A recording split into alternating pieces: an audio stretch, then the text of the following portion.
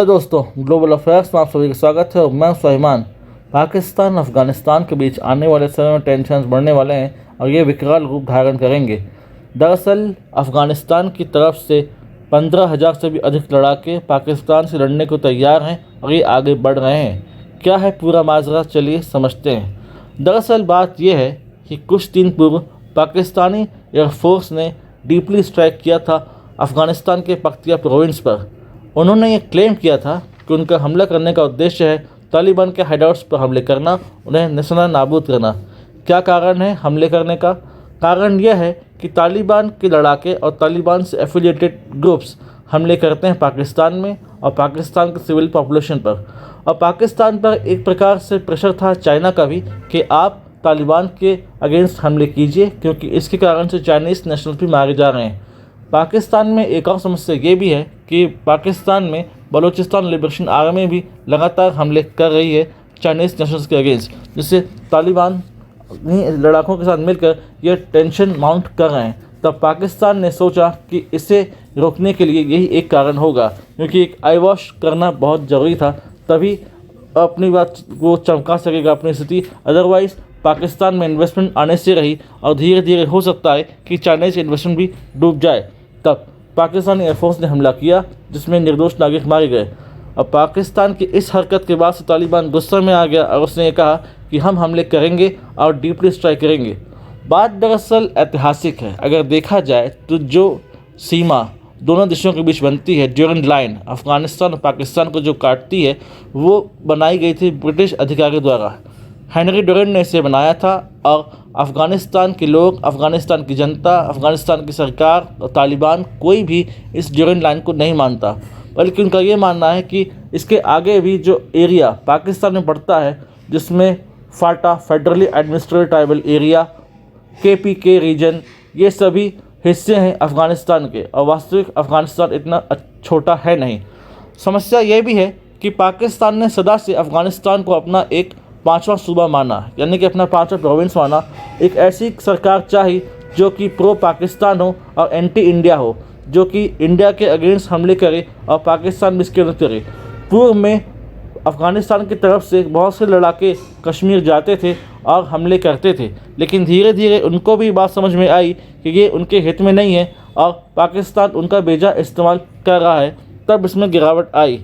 जब दोबारा तालिबान का नियंत्रण अफ़गानिस्तान में हुआ, तब बहुत खुश हुए पाकिस्तान के लोग, पाकिस्तान के नेता, पाकिस्तान की जनता, पाकिस्तान के बाकी सिविल सोसाइटी बहुत खुश हुई। उनको ये लगा कि अब उनका हित पूर्ति होगी, अब वो उसका दोबारा इस्तेमाल एंटी इंडिया एक्टिविटीज़ के लिए करेंगे, लेकिन ऐसा हुआ नहीं।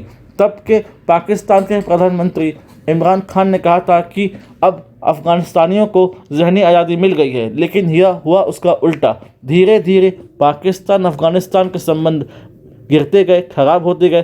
तालिबान के लड़ाकों ने हमले करने शुरू कर दिए, तहरीक तालिबान पाकिस्तान ने हमला करना शुरू कर दिया। दरअसल बात यह है कि वहाँ पर तहरीक तालिबान पाकिस्तान एक पैरेलल गवर्नमेंट चलाता है। जो ट्राइबल एरियाज़ हैं तालिबानी एडमिनिस्ट्रेटेड माने जाते हैं। पाकिस्तान में ऐसे बहुत से पॉकेट्स हैं, ऐसे बहुत सी रीजन्स हैं जहाँ पर TTP अपनी पैरेलल सरकार चलाता है, टैक्स वसूलता है और शरिया कानून लागू करता है। दरअसल TTP और एक तरीके से छुपे तौर पर तालिबान भी चाहता है कि अफ़गानिस्तान की तरह पाकिस्तान में शरिया कानून लागू हो और शरिया के हिसाब से कानून चले, लेकिन ऐसा अभी संभव दिखता नहीं। और अगर ये ऐसा हुआ तो ये वॉर इंटेंसिफाई होगा, अफ़गानिस्तान और पाकिस्तान के लोग लड़ेंगे, फ़ौजें लड़ेंगी।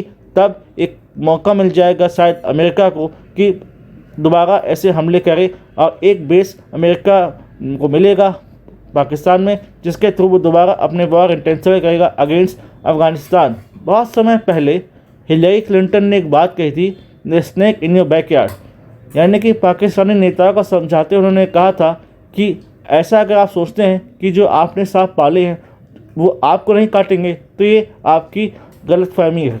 की बात उन्होंने तालिबान को लेकर कही थी, यानी कि उन्होंने चेताया था कि तालिबान का साथ छोड़ दीजिए, सिविलियन पॉपुलेशन पर ध्यान दीजिए और अपने विकास की ओर ध्यान दीजिए, यानी कि एंटी इंडिया एक्टिविटीज़ से बाज आएँ और प्रो इंडिया एक्टिविटीज़ पर ध्यान दें, ताकि धीरे धीरे दोनों देशों के संबंध नॉर्मलाइज हों। लेकिन ये बात पाकिस्तानियों को समझ में आई नहीं और आज स्थिति ये है कि दोनों देशों के बीच संबंध खराब हो चुके हैं। आज अफ़गानिस्तान और भारत संबंध बढ़ा रहे हैं। अफ़गानिस्तान के रक्षा मंत्री से मिलने के लिए हाल ही में एक भारतीय अधिकारी गए हुए थे और हाल ही में भारत द्वारा गेहूं की एक खेप अफ़गानिस्तान भेजी गई, जिससे भारत और अफ़गानिस्तान के बीच संबंध और प्रगाढ़ हो रहे हैं। वहीं अफ़गानिस्तान पाकिस्तान के संबंध खराब हो रहे हैं और पाकिस्तान और भारत के संबंध खराब हैं। इसकी टाइमिंग ये देखिए कि 2 महीने बाद पाकिस्तान में चैंपियंस ट्रॉफी है। भारत तो वहाँ जाएगा नहीं, भारत ने जाने से मना कर दिया, भारत ने इनकार कर दिया जाने से। तो अब क्या होगा? अब ये होगा कि मौका मिल जाएगा अफ़गान लड़ाकों को हमले करने का। माना कि वह भारत नहीं होगा, लेकिन ब्रिटिश टीम होगी, श्रीलंकाई टीम होगी और दूसरे देशों की टीम होगी, उन पर हमला होगा और लगातार ये हमले होते रहेंगे, जिससे ग्लोबली पाकिस्तान की इमेज टार्निश होती रहेगी, जिससे कुल मिलाकर नुकसान पाकिस्तान को ही है। पाकिस्तान को चाहिए कि वो सिविलियन रूट के थ्रू इंगेज करने की कोशिश करे और अपनी जो गलतियां कर रहा है उसको सुधारे और अफ़गानिस्तान के साथ अपने संबंध सुधारे। अदरवाइज़ इन लॉन्गर रन हो सकता है कि पाकिस्तान अपना एक बहुत बड़ा हिस्सा खो दे, जो कि सीधे के सीधे तालिबान के नियंत्रण में चला जाए। इससे रिलेटेड कोई वाइटल इन्फॉर्मेशन आती है, I will make a dedicated video in this regard. Thanks for watching. आप यदि हमसे जुड़ना चाहते हैं तो टेलीग्राम और इंस्टाग्राम के लिंक डिस्क्रिप्शन में दिए हुए हैं। Thanks for watching. जय हिंद, जय भारत।